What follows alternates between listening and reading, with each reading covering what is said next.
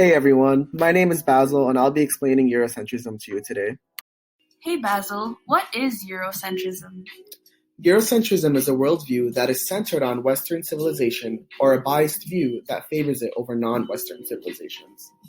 The aim for today is to identify where Eurocentrism takes place. In education, most things like historical events, literature, and art are being taught in schools in a way that places Europe and European culture at the center of all things.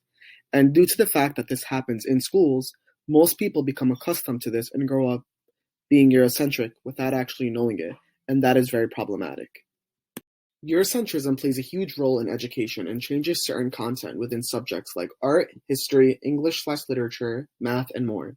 In art, we often learn about the impact of Westernized art and admire much more of their art compared to art produced by other nations or cultures.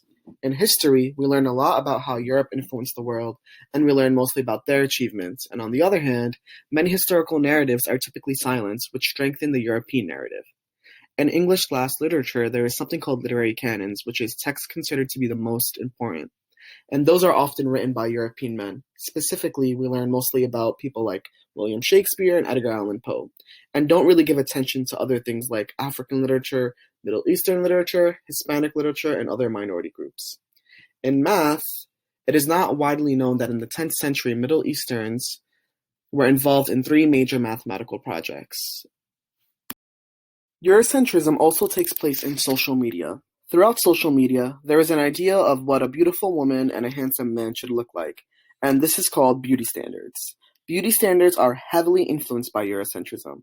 These standards usually resemble those of European backgrounds, which include light/white skin tones, blonde hair, straight hair, colored eyes, and more. As you can see on the 2 pictures on the top, the lady to the left is matching the hair of the white woman right next to her. And in reality, they are from 2 completely different races and they are not supposed to look alike naturally.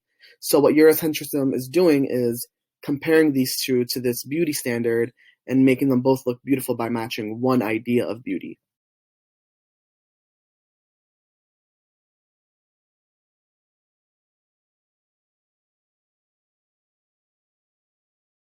This slide highlights the difference in headlines when describing a white suspect versus describing a black victim.